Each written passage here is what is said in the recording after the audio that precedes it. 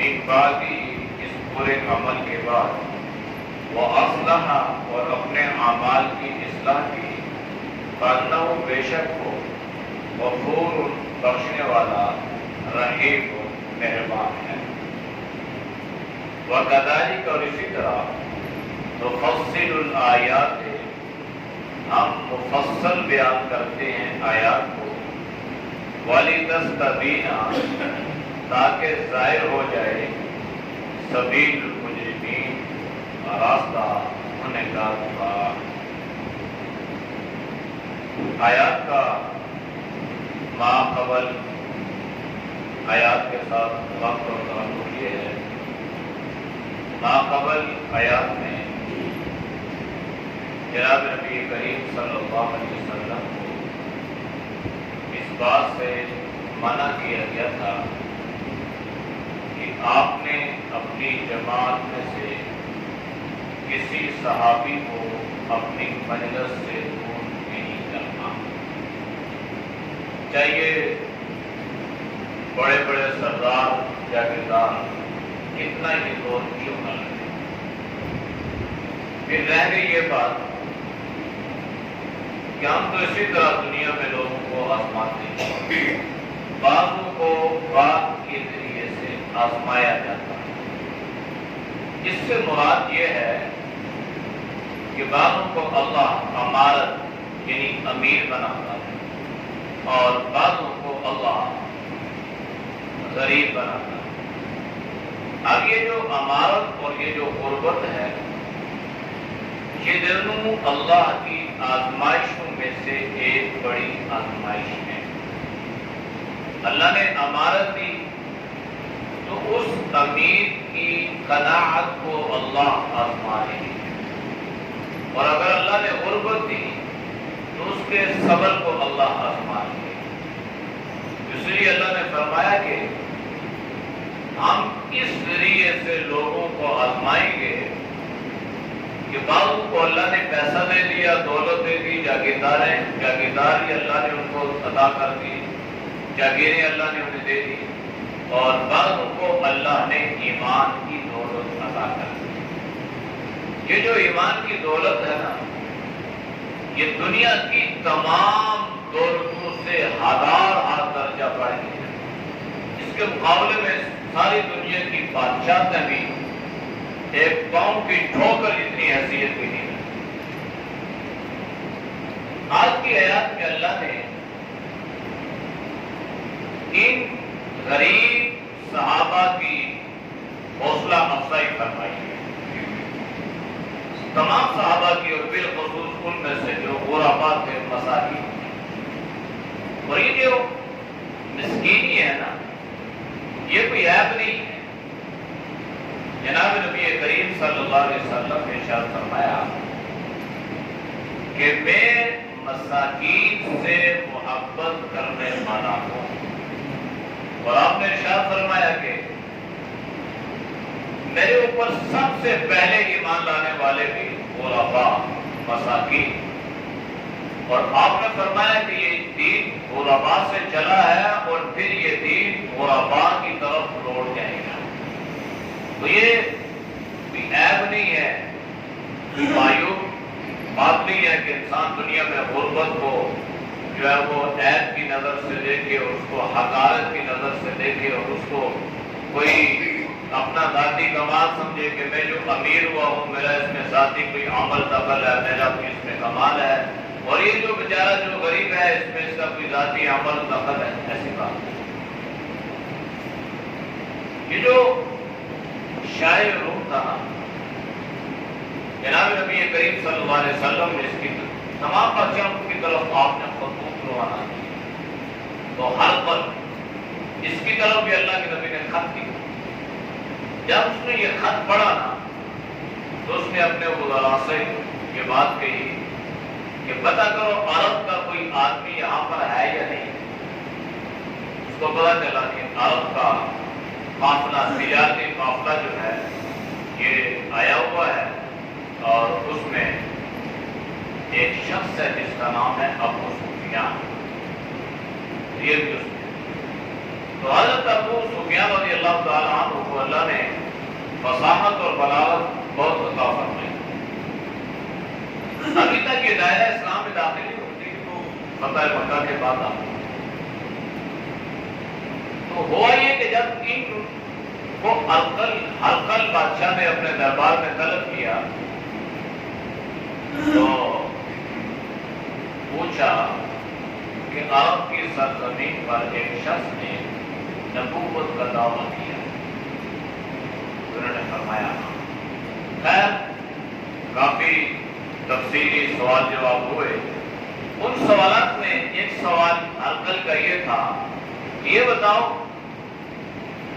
کہ اس آدمی پر جس نے نبوت کا دعویٰ کیا جس کا نام نامی محمد صلی اللہ علیہ وسلم تو اس پر ایمان لانے والے امیر لوگ ہیں یا غریب لوگ ہیں؟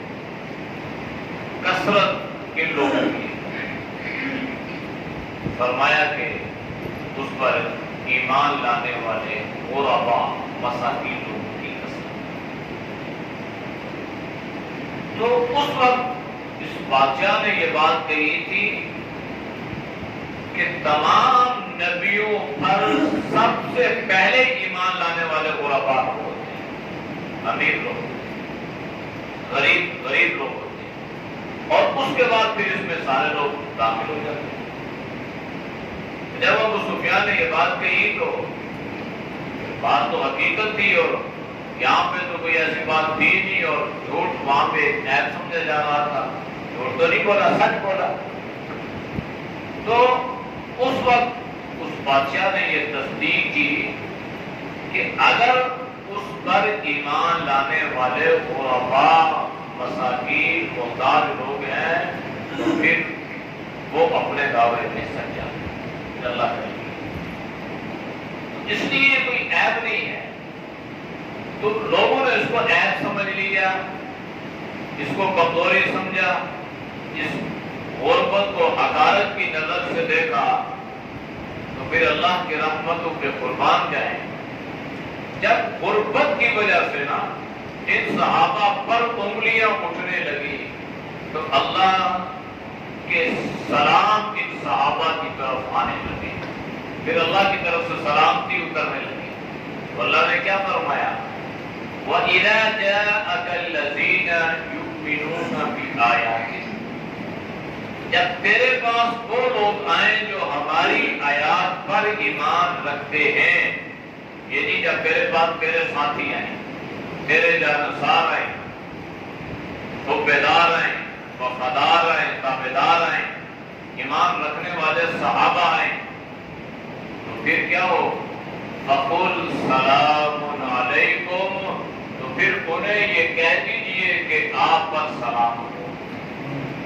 اب یہ سلام کون حکم دے رہا ہے؟ اللہ حکم دے رہا ہے.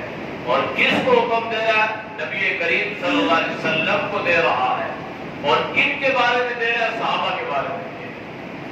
اللہ خود فرما رہا ہے کہ جب یہ صحابہ تیرے پاس آئے نا, یہ غربا مساکین جن کو بڑے بڑے سردار لوگ سمجھ حقارت کی نظر سے دیکھتے ہیں, تو پھر آپ کی آپ سلام علیکم, آپ ان سے یہ کہہ دیں کہ آپ السلام. تو یہ سلام بمانے دعا بھی ہے اور سلام بمانے تحیہ بھی ہے. تو یہاں پر سلامتی سے مراد ہر طرح کی سلامتی ہی مراد ہے کہ آپ نے جو اسلام قبول کیا ہے نا, تو گویا ہر طرح سے آپ امن میں آگے ہو, ہر طرح سے آپ سلامتی میں آگے ہو. یہ جو سلام ہے نا, سلام یہ یاد رکھنا, السلام علیکم ورحمۃ اللہ وبرکاتہ, یہ پورا سلام. اس پر اللہ ایک سلام کرنے والے کو 30 نیکیاں عطا کر دیتے ہیں. پورا سلام. ایک صحابی آئے, انہوں نے سلام کیا السلام علیکم, اللہ کے نبی نے فرمایا 10. ایک اور آئے, انہوں نے سلام کیا السلام علیکم ورحمۃ اللہ, انہوں نے فرمایا 20. تیسرے آئے, سلام کیا السلام علیکم ورحمۃ اللہ وبرکاتہ, اللہ کے نبی نے فرمایا 30. 30. صحابہ نے پوچھا 10 20 30 لما, اللہ کے نبی یہ 10 20 اور 30 اس کا کیا مقصد ہے؟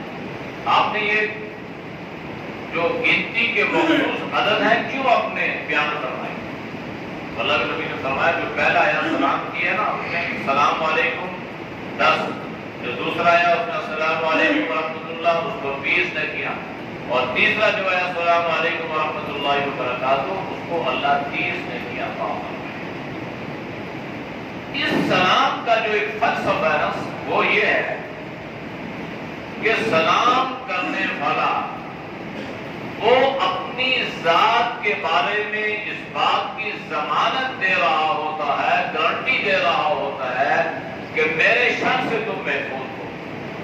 جب میں کسی کو سلام کرتا ہوں نا السلام علیکم، اس کا مطلب یہ ہے کہ تم میرے بھائی ہو اور میری شرارتوں سے یا میرے شر سے تم کیا ہو، محفوظ ہو، میری طرف سے تمہیں کوئی نقصان۔ اب اصل جو سلام ہے نا سلامتی، اس کا فلسفہ یہ ہے، مقصد اس کا یہ ہے، لیکن ہم کیا کرتے ہیں سلام بھی کر رہے ہوتے ہیں اور اس کے خلاف منصوبے بھی بنا رہے ہوتے ہیں۔ زبان سے ادا دی جائے، ہاتھ سے دی جائے، یا کسی بھی غلط ہتھکنڈے کے ذریعے سے اس کو تکلیف پہنچائی جائے، ایک طرف سے سلام بھی ہے رسمن اور دوسری طرف سے اس کے خلاف منصوبے بھی ہیں۔ یاد رکھنا یہ سلام سلام ہو، سلام سلامتی سے کہ میری طرف سے تم پر سلام، یعنی تمہیں بالکل سلامتی ہے، میری زبان سے بھی، میرے ہاتھوں سے بھی اور میرے نفس کے شر سے بھی تم حفاظت میں ہوگی۔ لیکن اللہ نے اللہ کے نبی کو حکم دیا، یہ اتنے مقدس اور اتنے برگزیدہ لوگ ہیں اور اتنی پاک ہستیاں ہیں نا، جب یہ آپ کے پاس آیا کریں تو آپ ان کو سلام کیا کریں، آپ ان کے لیے دعا کیا کریں، اور کتب ربکم، اور آپ ان سے یہ کہیں کہ لکھا تمہارے رب نے علی نفسی، اپنے نفس پر الرحمت، رحمت کو لکھ دیا ہے۔ یعنی تم وہ پاک ہستیاں ہو کہ اللہ نے تمہارے بارے میں رحمت کو اپنی ذات پر لازمی قرار دیا ہے کہ میری رحمت کا کوئی اور مستحق ہو یا نہ ہو، اے میرے محبوب تیرے ساتھ چلنے والے جو غرباء صحابہ جو ہے نا، یہ میری رحمت کے 100% مستحق رہیں گے۔ یہ اللہ کی رحمت تو ہر مسلمان کے ساتھ، ملک دنیا میں اللہ کی رحمت کافر کے ساتھ، اللہ کی رحمت دنیا میں عام ہے، اور آخرت میں اللہ کی رحمت خاص ہوگی صرف اہل ایمان کے لیے۔ اگر اللہ کی رحمت دنیا میں عام نہ ہوتی تو کیا خیال ہے، کافروں کو اللہ نوازتا، ان کو اللہ پانی اور دنیا کی بے شمار نعمتیں عطا کرتا نہیں، کبھی اللہ نہ کرتا، کیونکہ دنیا میں اللہ کی رحمت وسیع ہے۔ ان رحمتی وسعت کل شیء، اللہ خود فرما رہے ہیں، اور اللہ نے حدیث میں آتا ہے کہ اللہ نے رحمت کو 100 حصوں میں تقسیم کیا، رحمت کے 100 حصے اللہ نے بنائے، اور رحمت کا ایک حصہ اللہ نے ساری کائنات میں تقسیم کیا، اور 99 حصے رحمت کے اللہ نے اپنی ذات کے ساتھ خاص کیے۔ اس لیے اللہ کے نبی نے فرمایا نا کہ اللہ 70 ماؤں سے بھی تمہارے ساتھ زیادہ پیار کرتا ہے، اس کی وجہ یہ ہے کہ اللہ نے تمہارے لیے رحمت کو لکھ دیا۔ اور پھر آپ صلی اللہ علیہ وسلم نے کیا فرمایا؟ آپ نے فرمایا ان رحمتی غلبت علی غضبی، میری جو رحمت ہے نا یہ میرے غضب پر غالب ہے، بھاری ہے۔ اگر اللہ کی رحمت اللہ کے غضب پر بھاری نہ ہوتی تو پھر جب انسان دنیا میں کوئی گناہ کرتا اللہ فوراً اس وقت اس کو پکڑ لیتے۔ یہ جو اللہ پکڑتا نہیں ہے نا، کہ اللہ مہلت دیتا ہے، اللہ ڈھیل دیتا ہے، اللہ سنبھلنے کا موقع عطا کرتا ہے، یہ اللہ کی رحمت کے تقاضے ہیں۔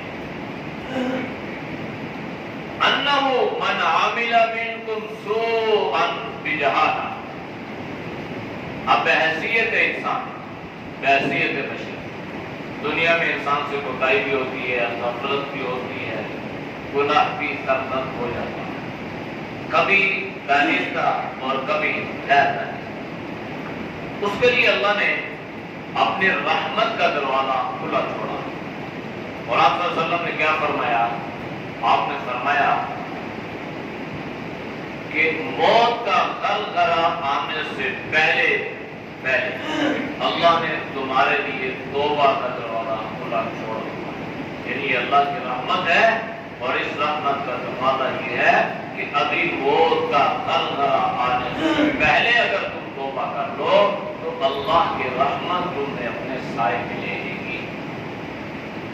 تو بحثیت انسان دنیا میں کوئی کوتاہی ہوگی، اللہ نے فرمایا انہو من عامل منکم، کہ اگر تم میں سے کوئی عمل کر لے سوءً برائی کر لی، کوئی گناہ والا عمل کر لیا، بجہالت، کسی جہالت کی وجہ سے، کسی لا علمی کی وجہ سے، کسی نادانی کی وجہ سے اگر تم سے کوئی خطا سرزد ہو گئی، کوئی گناہ تم سے ہو گیا، تو پھر کیا کرنا ہے؟ ثم تاب من بعدہ، پھر تم نے اس گناہ کے بعد دوبارہ توبہ کر لی۔ توبہ کا مطلب ہوتا ہے پلٹ آنا، رجوع۔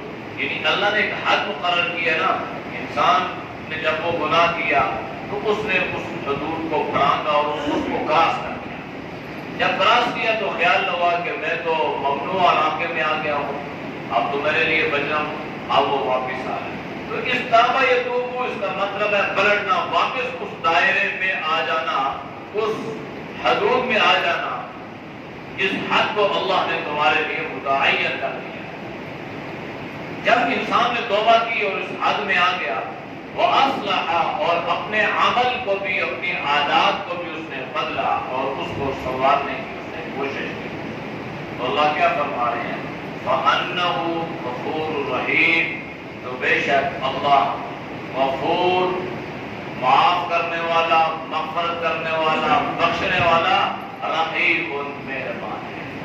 یعنی اللہ کی رحمت پھر بھی تمہیں معاف کر دی۔ یہ نہیں ہے کہ تمہاری طرح کوئی انسان کے تو کہتے ہیں بلی سو چوہے کھا کے حج کو چلی، اور اللہ کی رحمت ایسی ہے کہ 100 بار بھی گناہ کر لو اور توبہ کرو، پھر توبہ توڑ دو، پھر توبہ کرو، پھر توڑ دو۔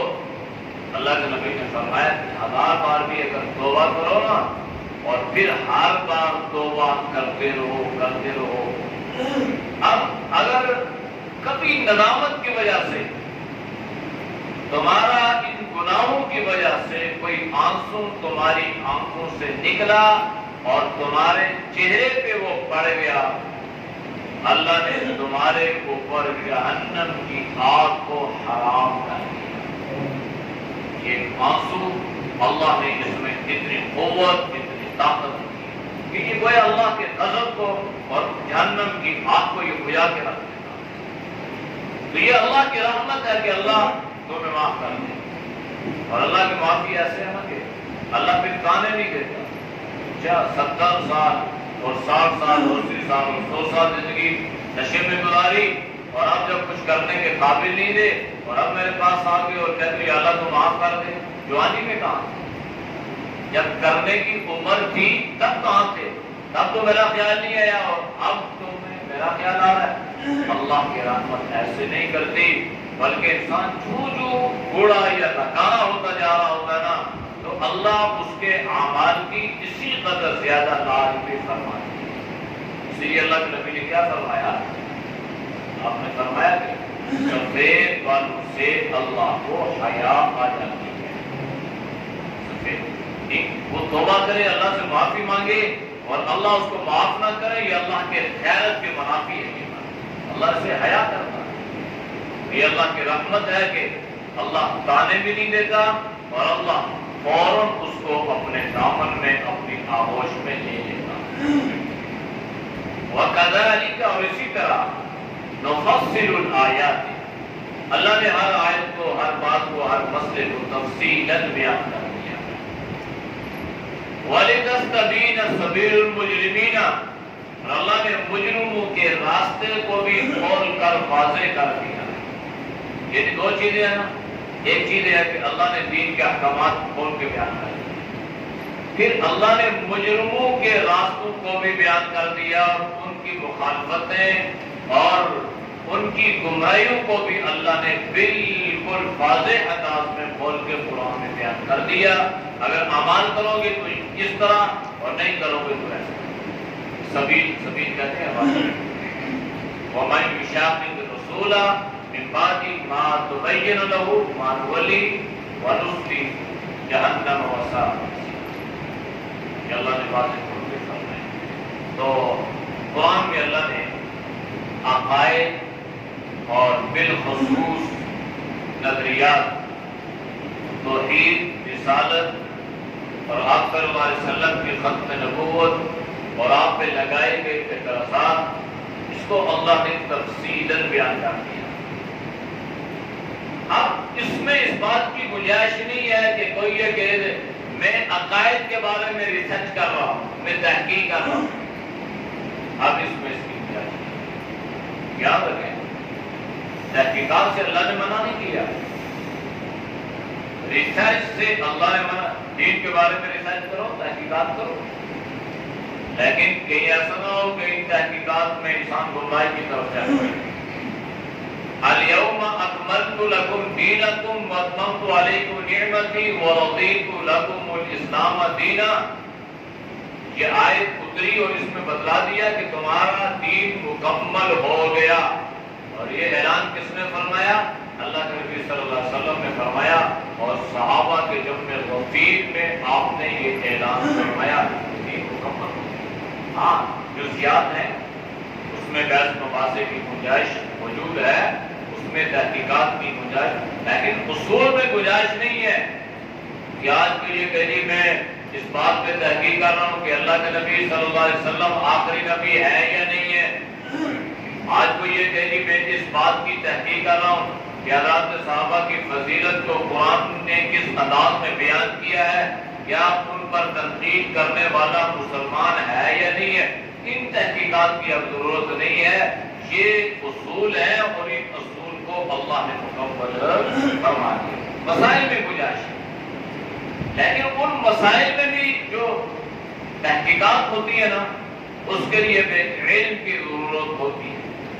بغیر علم کے اگر انسان یہ کہے میں اس بارے میں یہ تحقیق کر رہا ہوں تو مجھے یہ نتیجہ ملا کہ یہ کرنا ٹھیک ہے اور یہ کرنا ٹھیک نہیں ہے، بھائی تمہیں تو حروف ابجد کا پتہ نہیں ہے، آپ کیا تحقیق کر رہے ہیں؟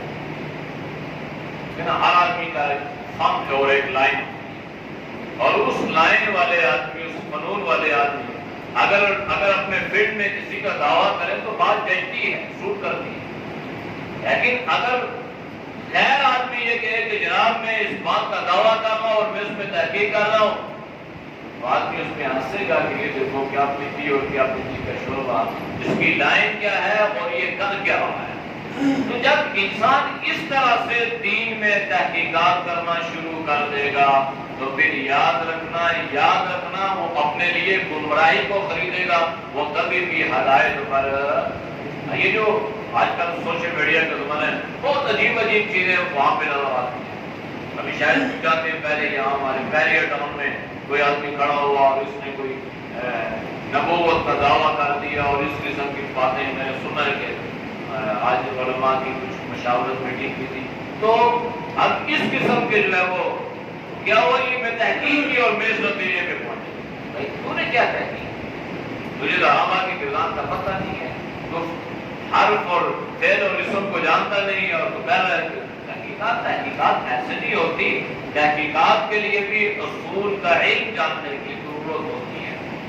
مختصر یہ ہے کہ اللہ نے قرآن میں تفصیل بیان کر دی ہے، ہمیں چاہیے کہ ہم ان تفصیلات کا مطالعہ کریں اور اس پر ایمان رکھیں اور اپنے لیے اس بات کو یقینی بنائیں کہ ہمارا ان لوگوں پر 100% اعتقاد و یقین ہے کہ جنہوں نے مسائل میں قرآن و سنت کو سامنے رکھ کر استنباط کے استخراج کیا، انہوں نے 100% درست کیا، اس لیے کہ وہ جس زمانے میں تھے وہ زمانہ بھی بہترین تھا، اور وہ جس علم کی جس سیڑھی پہ کھڑے تھے وہ بھی بہترین اس اعتبار سے ماہر تھے.